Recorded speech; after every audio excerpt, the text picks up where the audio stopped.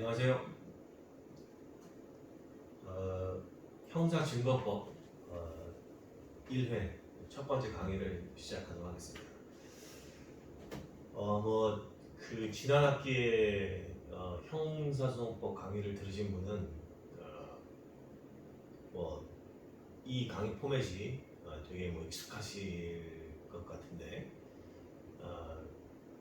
지난 학기 수업 안 들으시고 이번에 지금 처음 제 강의를 들으신 분은 좀 불편하실 수도 있을 것 같습니다. 그래도 주로 2학년들이 그런 경우이기 때문에 2학년 여러분들이야 절 다 아시니까 그렇게 강의를 듣기 힘들 정도로 불편하고 이러지는 않으실 것 같아서 좀 다행이긴 하고, 또 2학년들은 지금 여러분들이 지금 반 이상이 이제 1학년이고 나머지가 이제 2학년인데 2학년들은 아마 지금 검찰 실무하고 형제실이랑 같이 지금 이걸 듣고 들으실 거기 때문에 또 그쪽이 또 진도가 좀 빠르진 않네, 똑같네. 어쨌든 그 정도 들으실 정도면은 이미 증거법 부분에 대해서는 어느 정도 이해가 되신 분이라고 생각이 돼서 그분들 2학년들을 위한 따로 오리엔테이션은 제가 하지 않아도 될 것 같고, 잘 이 수업에 그냥 참여해 주시면 좋겠다, 그 정도 당부 말씀만 드리고요. 오히려 이제 1학년들인데 지난 학기 말까지 해서 증거법 전까지 거의 국민참여재판 빼고는 아마 거의 증거법 전까지 꼼꼼하게 강의를 진행을 한 것 같거든요. 그래서 이제 지금부터 이제 증거법인데 교과서에서는 한 800페이지 정도 전체 분량이 800페이지라고 보면 그 중에 한 500페이지 정도에서 시작하는 게 증거법이잖아요. 책으로 치면 반이 좀 안 되는 정도인데 안에 내용은 상당히 좀 까다로운 게 있어서 그러니까 거의 형사소송법 2 이렇게 생각하시고 지금부터 이제 증거법을 들으시면 되겠습니다. 그런데 요게 이제 첫 수업이고 첫 오리엔테이션이니까 제가 강조해서 말씀드리고 싶은 거는 이 증거법이라는 데가 아주 요게 성격이 되게 애매합니다. 요건 아마 2학년도 좀 이해를 하실 거예요. 그게 뭐냐면 증거법만 가지고 얼마든지 이 수업을 다 진행할 수가 있습니다. 15주를 다 채울 수 있습니다. 그만큼 증거법이 들어가자고 마음먹으면 얼마든지 이번 학기, 다음 학기까지도 할 수 있을 만큼 이 증거법의 내용이 되게 분량은 얼마 안 될지 몰라 되게 깊을 수 있습니다. 그래서 이제 형사소송법 2를 진행하는 입장에서는 제가 이제 어느 정도 좀 선택을 해야 됩니다. 하나는 증거법도 그냥 형사소송법의 큰 일부로 그런 정도로 갈 거냐, 아니면 정말 이게 형사증거법이라는 과목이니까 형사증거법답게 이 증거법에 관한 좀 심도 있는 논의를 쫙 들어갈 거냐. 그 중에서 저는 두 번째 길이 아니라 첫 번째 길을 택하기로 이렇게 마음을 먹었습니다. 그 이유는 이제 두 번째 길을 택하면 형사증거법 하나만 가지고 한 학기 강의를 하는 입장에서 제가 특별히 크게 불편하지도 또 크게 편하지도 않습니다. 그렇게 하는 게 당연히 불편하진 않고, 편하지 않은 이유는 다른 자료를 많이 봐야 됩니다. 증거법에 관한 우리 교과서 수준을 넘는 그런 자료, 특히나 미국 자료 이런 것들 많이 봐야 되기 때문에 굳이 지금 로스쿨 지금 2학기를 만든 여러분들을 대상으로 해서 제가 증거법을 그렇게 강의하는 것은 적절치 않아 보여서 최대한 제가 기존의 압수수색이나 체포, 공판 절차 이런 걸 보는 것과 똑같은 기분으로 똑같은 정도로 이 증거법 수업을 진행하고자 합니다. 조금 다를 수는 있습니다. 왜냐하면 문제 자체가 이제 공판 절차나 압수수색에서는 이제 교과서 수준에서만 딱 나오고 마는데 이쪽은 조금 더 교과서보다 조금 더 깊은 수준에서 나올 수가 있거든요. 변호사 시험이라는 게. 그래서 조금 더 깊게는 들어갈 수 있습니다. 이제 교과서 내용보다는 교과서에 안 나오는 내용을 조금 더 할 수는 있겠죠. 그러나 그거 이상으로 더 깊이 들어가는 걸 제가 최대한 자제하고자 한다. 그러면 이 내용이 너무 어려워지기 때문에 또 그럴 의미도 없고 그게 변시에 뭐 깊이 공부한다고 해서 변시에 더 맞추는 게 절대 아니기 때문에 그게 아니라서 여러분이 나중에 더 공부를 하실 때 근데 증거법을 뭐 저나 저 말고 다른 분들한테 또 더 들으시면 되니까 굳이 이 수업에서 증거법을 뭐 전문적으로 이렇게 갈 생각은 없다. 그 말씀을 이제 미리 드리고요. 그러다 보니까 이 증거법 수업만 가지고는 이 학기를 채울 수가 없게 됩니다. 그러니까 제가 대략 봤을 때 한 7, 8 중간 시험은 좀 이따 말씀드리겠지만 한 8주? 9주 요 정도면 이제 이 증거법도 당연히 다 끝납니다. 그 얘기는 뭐 사례도 충분히 보고 기출도 보고 뭐 해도 8주 9주면 다 끝날 것 같고 좀 더 빨리 끝날 수도 있습니다. 그냥 뭐 7주에 끝난다거나 뭐 이럴 수도 있어서 그래서 뒷부분은 결국 이제 강의를 안 할 수는 없으니까 그 뒷부분은 뭘로 채우려고 하냐면 그 나머지로 가려고 합니다. 증거법 이후에 있는 부분, 뭐 상소나 뭐 재판이나 뭐 재심이나 뭐 비상구제 요청 이런 부분들, 우리 교과서 뒤에 있는 부분, 변시에 잘 안 나오거나 가끔 나오거나 이제 이런 부분들까지 맞아. 어쨌든 뭐 책을 한 권 다 끝내야 하는 건 맞으니까 거기까지 다 이제 하도록 하겠습니다. 그렇게 하고 나면은 한 뭐 10주 정도 이 정도가 될 것 같고 그래도 한 몇 주 남잖아요, 그죠? 그 시간 동안은 뭘 할 거냐? 그때는 다시 앞으로 가가지고 이게 어쨌든 형사 증거법이니까 우리가 뭐 수사 절차를 다시 볼 필요는 없겠지만 앞부분에 우리가 봤던 거, 증거법에 안 나오는 거, 예를 들면 뭐 압수수색에서의 증거, 뭐 증거보존에서의 증거 이렇게 증거가 문제되는 영역을 다시 한번 가는데 증거법 교과서 앞부분을 다시 한번 가는데 거기 가서 다시 뭐 이론적인 공부를 할 필요는 없고 주로 기출 문제를 중심으로 해서 뭐 선택형이나 사례형에서 기출 문제를 이제 빨리 보면서 그 증거에 관한 거를 전부 다 포섭하는 거로 이렇게 진행을 하도록 하겠습니다. 자, 다시 한번 정리해서 말씀을 드리면 형사 증거법만 하지는 않는다. 형사소송법 2와 2처럼 진행을 한다. 그러다가 시간이 남으면 그러니까 강의 시간이 남으면 다시 앞으로 가서 앞부분에 기출 문제나 이런 것들을 보는 걸로 한다. 이렇게 정리를 하시면 딱 될 것 같습니다. 그렇게 진행을 하겠고요. 그리고 이제 뭐 교재는 따로 여러분 갖고 계신 교재를 다 보시면 되고 제 강의안은 이제 지난 1학기와 똑같이 그 후속편으로 쭉 띄워져 있으니까 나머지는 여러분들 강의안과 여러분 갖고 계시는 수험서 같은 거를 병행해서 이제 보시면 되겠고 그리고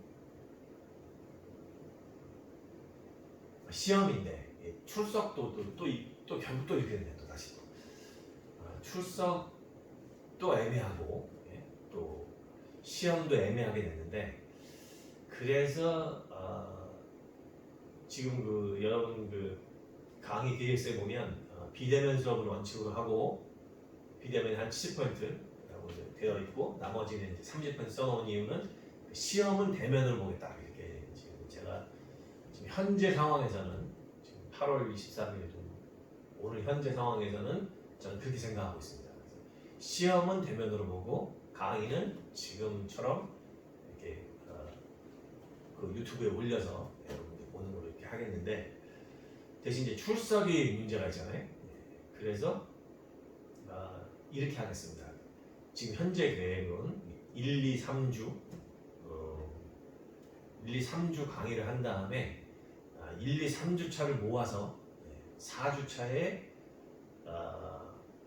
간단한 시험을 가능하면 대면으로 4주차 한 달 후에 대면으로 시험을 봐서 그걸로 이제 출석 점수, 뭐 과제 점수 이렇게 부분 점수 있잖아요.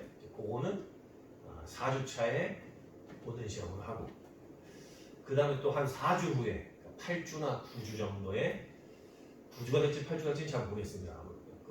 좀 2학년들 사정도 좀 생각을 해야 되기 때문에 뭐 검시나 형제랑 겹쳐서 제가 시험을 볼 수는 없으니까 거기 참 시험을 한 번밖에 안 보죠. 그럼 뭐 크게 상관없겠네. 하여튼 8주나 9주 차에 중간고사를 한 번 더 보겠고 그때는 당연히 4내놓고 중간고사를 보겠고요. 그 다음에 이제 그 이어서 나머지는 이제 기말고사로 이렇게 해서 시험을 크게 보면 3번인데 그 중에 하나는 이제 출석 과제에 대체하는 수업이고 시험의 나머지 2개는 중간고사, 기말고사 이렇게 평가를 하도록 하겠습니다. 여러분들이 매주 듣기를 저는 이제 권장하는데 제가 권장하는 거 여러분이 하는 건 다르니까 매주 못 들으시면 그때라도 모아서 이제 들으신 다음에 시험에 임해주시면 좋겠고 수업 시간에 따로 질문하고 대답하는 걸 지금 못하기 때문에 그래서 그 각 시험마다 강평을 통해서 그동안 혹시 궁금하셨던 거 이렇게 뒤늦게라도 질문을 하거나 아니면 저한테 이메일 형태로 보내주시면 제가 이 수업 처음 시작하는 시점에 그 이메일 받은 거를 공개를 해서 그 발신 이런 거 공개 안 하고 그 내용만 딱 공개를 해가지고 여러분들과 같이 공유하는 그런 식으로 진행을 하도록 하겠습니다. 이상이 이번 학기 전체적인 플랜이고요.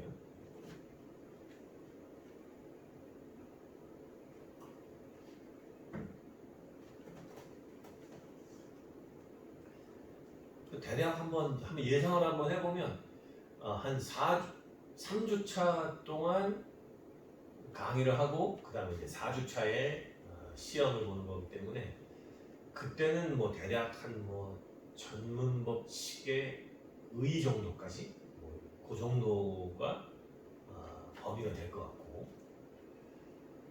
그렇죠. 또 보면 오늘 뭐 첫 시간은 그 강의 시간도 말씀드립니다. 강의 시간도 제가 어떤 때는 또 뭐 시간을 너무 많이 하고 이제 그런 경우도 있어서 대략 우리가 보통 대면 강의를 하게 되면 2시간 반 동안 이제 수업을 하게 되거든요. 10분씩 휴식하는 거 빼면 그 2시간 반을 제가 이제 수업을 하면 딱 대면 강의하는 시간과 똑같은 시간인데 뭐 당연히 저는 뭐 그렇게 해야 될 것 같은데 근데 문제는 그렇게 하게 되면 실제로 강의하는 대면 강의도 훨씬 더 많은 진도를 나가게 됩니다. 그 내용이 훨씬 더 많아지는 거예요. 여러분들이 나중에 정리하고 할 때 되게 양이 많아져서 2시간 반을 제가 꽉 채우는 걸 원칙으로 하지만 경우에 따라서는 한 뭐 2시간 10분 뭐 이 정도 하는 경우도 있을 거고 한 뭐 2시간 10분에서 2시간 30분 사이를 한 주로 봐서 그렇게 강의를 하도록 하겠습니다. 나중에 진도가 너무 빨리 나가서 시간이 남거나 이제 그러면 당연히 걱정하실 거 없이 기출문제가 뭐 워낙 많이 쌓여 있으니까 기출문제 같이 풀어보면서 증거 부분들을 정리하는 거고 대략 강의 시간은 2시간 넘게 2시간 반은 안 되게 그렇게 매주 진행하도록 하고요. 첫 번째 강의 시간 여러분이 또 아직도 그 워밍업이 아직 덜 됐으니까 오늘 한 1시간 반 정도를 진행을 하고 그 다음부터는 정담도 진행하는 걸로 이렇게 하도록 하겠습니다. 자, 그러면 뭐 질문이 따로 있을 수가 없으니까 첫 번째 증거법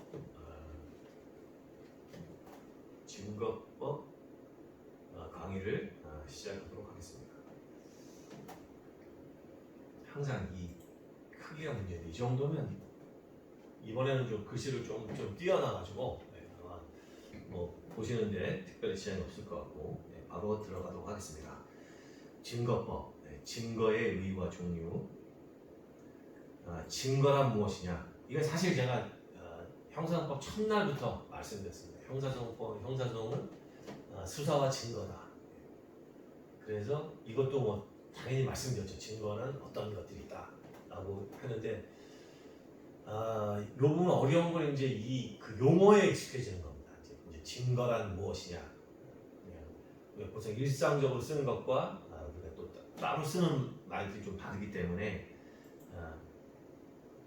예를 들면 뭐 증거 방법, 증거 자료 이런 것들은 또 처음 보는 것들이잖아요. 그죠? 증거 방법이란 사실 인정의 자료가 되는 그 유형물 자체를 말한다. 그 증거는 제가 세 수로 나눈다고 말씀드렸죠. 진술과 비진술 증거인데 진술 증거, 비진술 증거 또 그 두 개를 섞고 그 두 개의 속성이 섞여 있는 증거 서류 이렇게 해가지고 세 가지인데 그게 이제 진술 증거, 비진술 증거, 그다음에 증거 서류 이렇게 세 가지로 나누는데 요 각각들을 우리는 증거 방법 이렇게 어떤 증거 방법을 쓰실래요? 이번 입증은 어떤 방법으로 하실래요? 저는 증인을 불러서 하겠습니다. 증거물을 제시하는 걸로 하겠습니다. 증거서를 낭독하는 거 이게 이제 증거 방법이다 이렇게 이제 표현을 하는 거죠. 증거 방법 이 글자만 딱 보면 벌써 이게 독일어에서 왔구나 이렇게 딱 느껴지지 않으시나요? 증거 방법 이게 이제 독일 책을 일본말로 번역해서 일본말을 그대로 이제 한국으로 오다 보니까 그쪽에서 증거 방법 이렇게 얘기하겠죠. 증거란 크게 증거로 쓸 수 있는 방법은 세 가지가 있다. 증거 방법 이렇게 얘기하는 거죠. 어쨌든 우리가 번역을 그렇게 하기 시작했으니까 증거 방법이라는 개념으로 알아두시면 되고 증거 방법을 통해서 알게 된 것, 증거 방법을 통해서 그 판단자가 알아내게 된 사실, 이걸 증거 자료 이렇게 얘기합니다. 증거 방법을 조사함에 의하여 알게 된 내용, 증인 신문에 의해서 얻게 된 증거, 어떤 진술이 나왔다, 뭐 어떤 증거물을 봤더니 어떤 느낌이 들어, 뭐 이런 것들을 증거 자료 이렇게 얘기를 한다는 거고요.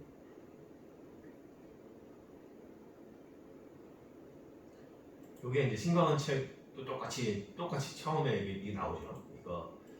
그것도 아마 그 이재한 교수님 책에서 나온 것 같은데, 요거는 지금 제가 강의한 만든 거는 이재한 교수님 책에서 책이 나와 있는 것 같고 간략하게 이제 정리를 한 겁니다. 다 똑같습니다. 그 다음 내용들도 증거의 종류, 증거는 어떤 증거들이 있느냐, 직접 증거와 간접 증거가 있다, 인적 증거와 물적 증거가 있다.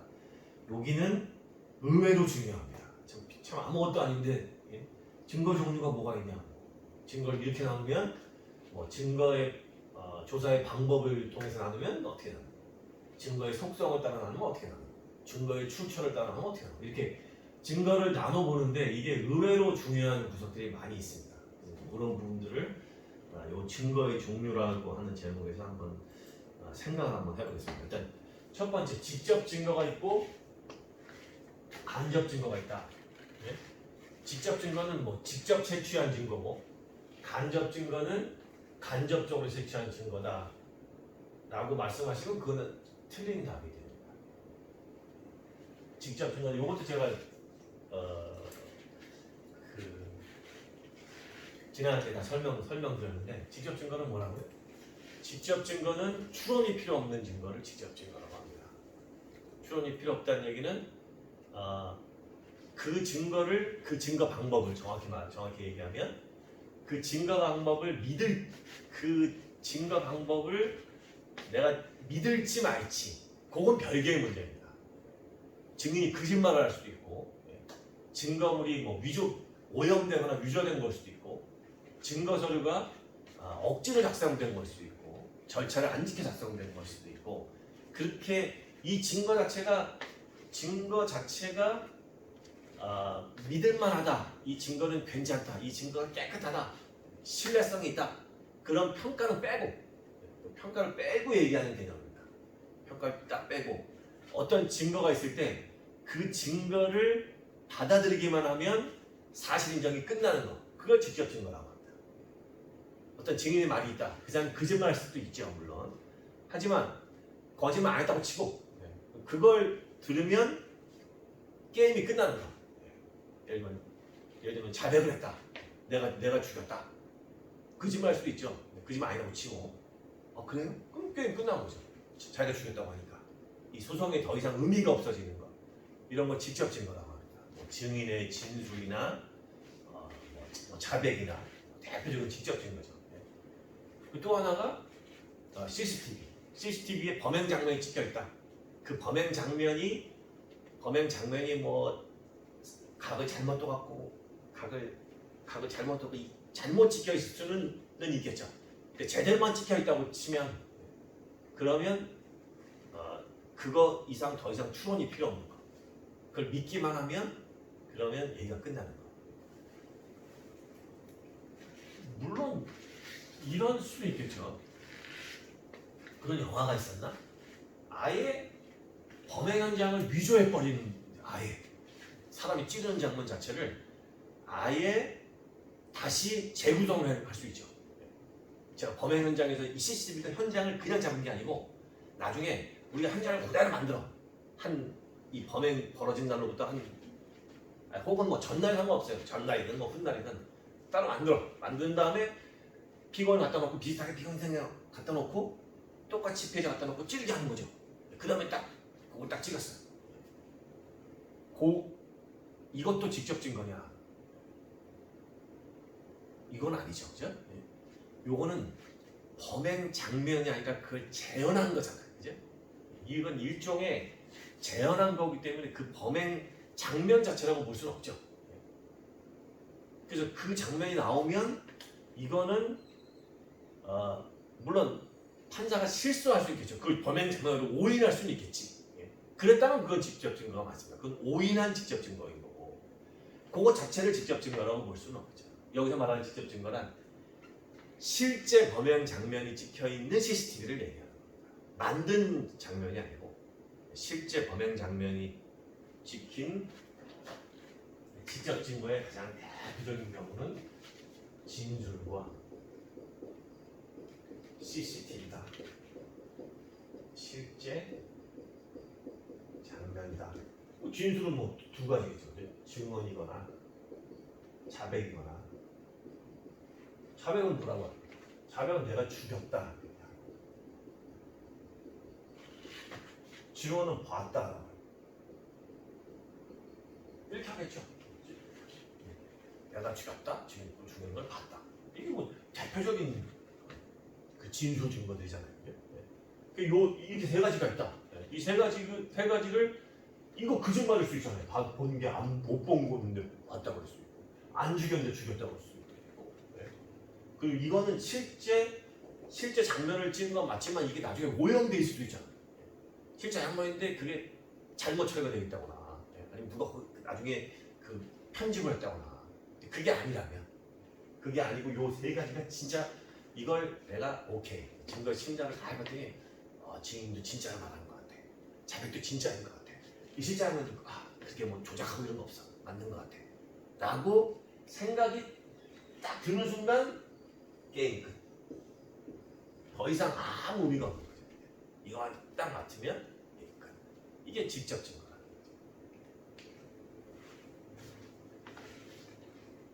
간접 증거는 아직 안 끝나는 거죠.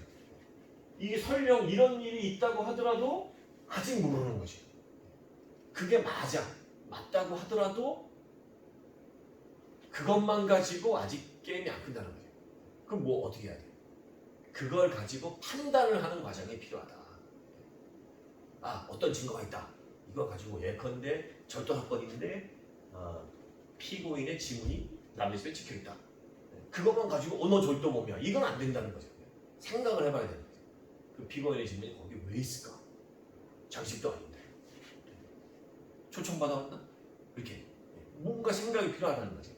추론을 필요로 하는 증거를 간접 증거라고 한다. 간접 증거에는 추론이 필요하다. 그것만 가지고는 결론이 나지 않는다. 이 추론의 대표적인 두 가지가 논리칙과 경험칙이다. 그 평장 지난주에 말씀드린 것처럼 그래서 판사는 논리와 경험으로 무장된 사람이면 된다. 그거 갖고 논리적으로 접근을 하고, 그러니까 논리적 접근이 안 되는 부분은 경험적으로 접근하고. 경험칙이라는 게 뭐예요? 경험칙이라고 하는 거는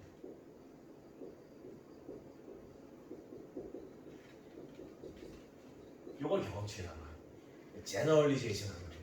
그러니까 대부분의 경우는 안 그럴 수도 있겠지만 대부분의 경우는 이렇다면 이게 맞다. 이게 이제 경험칙이에요. 자기 혼자만의 경험치 얘기하는 게 아니고 대부분의 사회가 그렇다고 과학적인 법칙까지는 아니지만 과학적인 법칙에 준할 정도로 사람들이 다 그렇게 생각한다, 다 그렇게 이해하고 있다, 이런 경험칙들을 가지고 추론이 필요한 증거, 요거를 간접 증거라고 한다. 이게 아주 중요한 차이고요. 말씀드린 것처럼 지난주에 말씀드린 것처럼 직접 증거는 세상에 없다.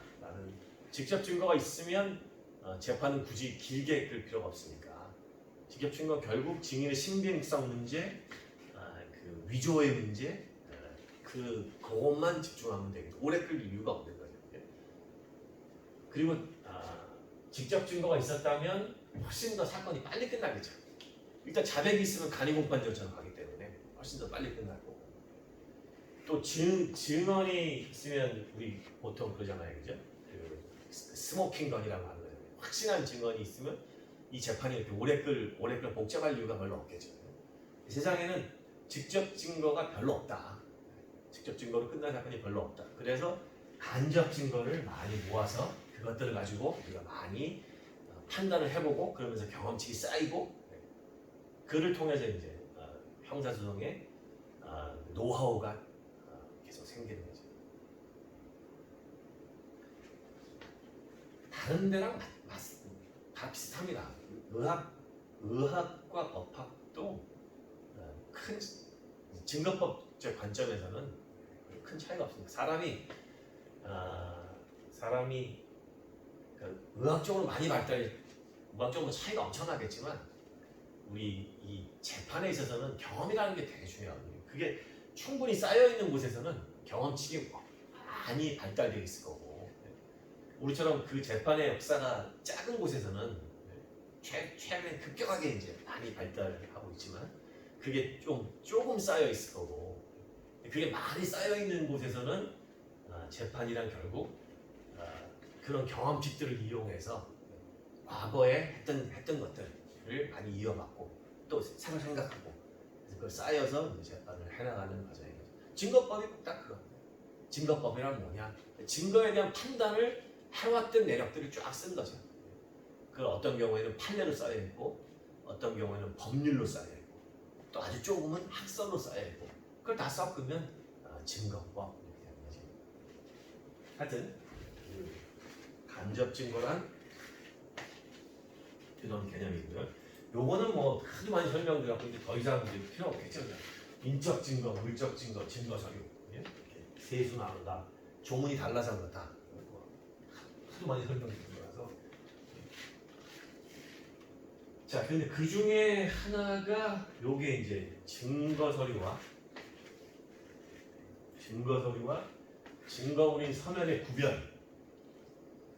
요게 이제 학설이 있어가지고 아마 다 수험도 다 써 있을 겁니다. 이게 번째가 절차 기준설,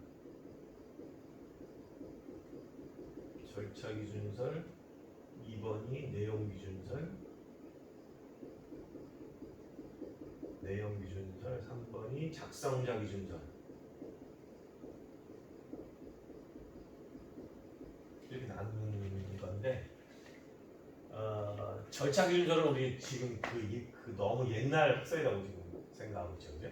요게 다수와 판례 이겨내고, 판례와 다수 이겨내고, 요게 소수 이겨내고, 안에 내용 잘 보셔야 됩니다. 이거 왜 옛날 거라고 하냐면 절차 기준절은 아주 간단합니다. 예심 있을 때 예심에서 작성된 거는 증거 서류고 예심 아닌 거는 증거물인 서면이고. 자, 증거 서류와 증거물인 서면의 가장 큰 차이가 뭐예요?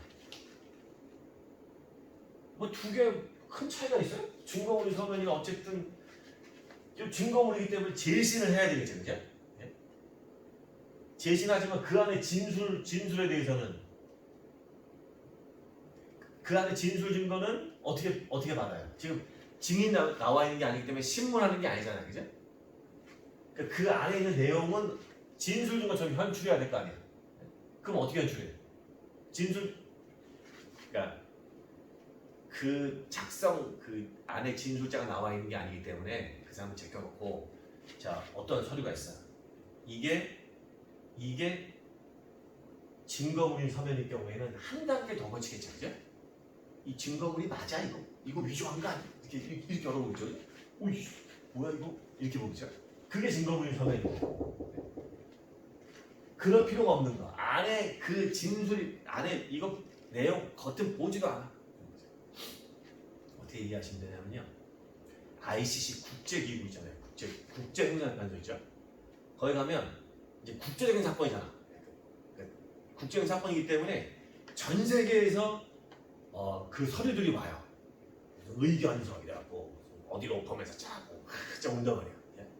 그 중에 어떤 거는 뭐 미국의 뭐 유명한 로펌에서 왔다 이런 게 있고 어떤 거는 뭐 스페인에 잘 모르는 로펌에서 왔다 이렇게 두 개가 있을 거 아니에요. 그럼 사람들이 딱 볼 때 미국 로펌은 훨씬 더 딱 봤을 때 무게가 있고 그럴 것 같죠? 전혀 안 그렇습니다. 오히려 후진국으로 갈수록 서류는 엄청 더 느낌 있게 옵니다. 금박을 딱 찍는다거나 쓰리라고 딱 찍어 이렇게 훨씬 더 멋있게 옵니다. 그러니까 신뢰는 어디로 가? 신뢰는 미국 로펌 잘 알려져 있는 로펌이 훨씬 더 딱 가잖아요, 이제 이런 차이입니다. 무슨 말이냐면 이쪽은 자꾸 증거물인 서면으로 보인다는 거지. 얘는 안에 내용 보기 전에 벌써 이게 맞아 틀려 이렇게 겉모습은 아무리 멋있어 보여도 일단 이거의 진위 자체를 내가 봐야 되겠어 이렇게 본다는 거죠. 이거 진짜 변호사 쓴 거 맞아? 이렇게 약간 하대한